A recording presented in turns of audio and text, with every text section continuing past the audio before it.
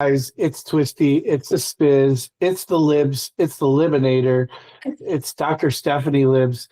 We're gonna go in the trenches now into like Let's what the heck she's got for you.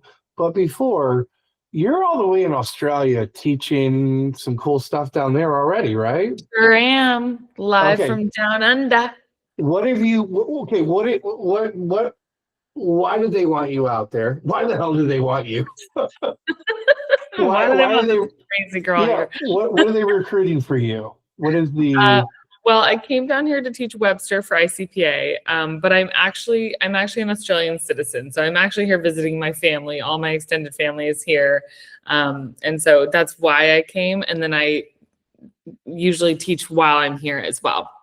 Okay, so you love a couple birds with one hug, which is really smart and efficient. Good business owner here. Yeah. But okay, wait. First of all, how the hell are you an Australian citizen? Yep, my parents are Aussies and they moved to San Diego, so just my parents and my sister and I grew up, and everybody else is basically back here. Do So you we grew make up fun of them behind the scenes and call them criminals, or do you? absolutely all the Okay, time. all Criminals who right, can't vote. all right. So I want to get before we go into. I want to go dive into what's coming up, but Yeah. is there a difference in how the community in Australia teaches like Yes. pediatric and pregnancy chiropractic? Give me the scoop of what differences. Let me tell you. Well, first of all, I gotta say, like, pediatric and perinatal chiropractic down here is alive and well. And these docs are like so fired up about it. And they're so stoked when US docs come down because they're literally so far away from everywhere else in the world. So that's first and foremost. Secondly, they're extremely limited here in what they're allowed to talk about. So many docs came up to me during my seminars saying, I can't talk about half the things you talk about on social media, whether it be vaccines or anything controversial. They're Because just, Stephanie ain't afraid to talk about anything. Let's just be I'm not honest here, afraid. right? But that's one of the things about living in the United States is like we can talk about these things and it's fine. But down here, it's like, other chiropractors will report them to the board and it's like a whole issue. So we do have quite a few more freedoms in the United States, which I'm grateful for. But so that's one of the big differences down here is like they are quite a bit more limited in things that they're allowed to talk about, what they're allowed to say. Okay, so let's just say, okay, we'll go back to pretend we're flying back to America. What if I'm a scaredy cat? I have the freedoms to say you're Mhm.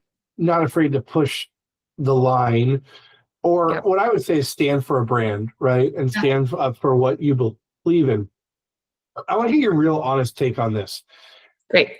A, should other chiropractors be speaking up? Because I felt like, especially when COVID happened, I was part of a group that told doctors, hey, don't do that. This is not the time. And I think that we actually lost an opportunity. Yeah. And what is your take on what chiropractors should be saying? Should they be challenging themselves to not be wussies and talk more? I just want to get your scope on that. Okay. I have so much to say about this. First and foremost, I will say, well, I mean, during COVID, there was a lot going on in my personal life, and I wasn't as vocal as I wanted to be at that time. Yeah. But it took me a little bit of time to get there. And it was other chiropractors being bold that made me realize I could do that. And so I do think it's really important that someone stands up and says something because someone has to. So I do think it's really important for chiropractors. One, can I curse? Yeah. Get the fuck over yourself. Get over yourself and stop being a pussy and Yeah. say the shit that matters. Talk about it because if you don't, no one else will. So that's first and foremost. But caveat to that, you have to know what you're talking about. You can't just go on there and be this talking bobblehead who gives bumper sticker quotes and thinks that you can back it up with science. You can't do that. And I feel the same way about pediatric chiropractic. You have to have good, solid science that backs up our philosophy. You can't just, drop the keys and say the power of the body made the body heals the body and think that that's enough. You have to be able to back up your claims. I love it. So yes, you Well, have to be bold, but you have to like be legit in what you're saying. we're gonna keep going down this rabbit hole Right. sometime later, but we got some more important stuff coming. We're less than a month away from your foundations Yes. training, Yes. and okay, this is the first time it's been fully online. Yeah. I want to break down. Okay, first of all, who is not a great fit for this? Why don't we tell people so they can go, okay, check, that's not me. Who's not Yeah. a fit for this? Who's not a fit? Okay. I like Anyone to go with who the analog. Me and Dan Bay like to do analog. It's not who should be a fit, it's who's right, not. who's not. All right, who's not a fit? Anyone that doesn't want to see kids. Like if you're not interested in seeing kids, you're not gonna like this All course. right, hold on. Okay. Okay. When you hear this, because I'm sure you have a lot of conversation with docs, and I get it every day. I don't want to see kids. I think that's stupid. It is But- stupid. Okay, so let's tell them why, from your perspective, why is that retarded? And I'm bringing that Yeah. word back because everyone is bringing that retarded. I love that it's coming back. Okay. That is so retarded. So that is super lame because I love the quote. I mean, talking bumper sticker chiropractic, but the quote that is why, I forget what the poster said, but it's like, you know, why wait to bring your kids in and just wait till you're an adult and then it's harder to fix a broken adult. You know, like if we truly want to be doctors of the nervous system, doesn't that start from day one when a baby's born? We need to catch them in that trajectory from day one so that we can ensure they have good brain development from the start, good nervous system tone from the start, subluxation free from the start. Like if that's truly what we're about, then like get on the boat, get on the train, people. Like that's where we're going. Now, okay, I'm 1,000% alignment with you on that. Who is this also not for? So obviously, I don't want to work with kids. Is there any other thing that would tell you, say, hey, stay away? Anyone who doesn't like boobs. Okay, all right. Because one of the things that you're going to be doing is talking about how to initiate. Okay, so let's break down on some of the things that you have in store for these docs. So this is Dr. Stefliv's. This is your foundation seminar. It's infant adjusting and cranial assessment. Yeah. You got a couple things that they're going to learn during this virtual training. One of the things is what does a good latch look like? Now, I'm obviously not going to have you give away the sauce now, but that tells me, I'm going to go in my analog brain, that there are doctors out there that either A, don't know what a good latch looks like, or B, think they do. Yeah. So we're a pediatric chiropractics, pregnancy-based care. Where are they screwing it up? I guess. Okay, great question. Okay, so here's my take on that is a baby breastfeeding is a very neurologically driven event. Same with birth. And so a baby being able to get a good latch to the breast is a really, really important indicator of not only their ability to feed and sustain life, but eventually communication, attachment, bonding with mom, keeping mom's breastfeeding relationship going.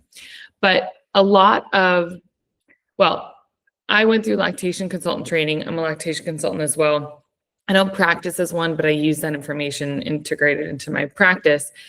And even when I went through that, several 100-hour course, I still didn't learn good latch skills. And so I really learned that from the more senior lactation consultants in my office. And so it's something that it's a really important skill that's not taught anywhere, certainly not taught in chiropractic education. It's barely taught in lactation education. And it's an extremely key component to keeping babies alive. That's a big piece of it. And there's, so much controversy with like tongue tie releases. Should we do them? Should we not? It doesn't matter if a baby has bad latch. The tongue tie release isn't going to make a dang difference at all. Got it. Okay.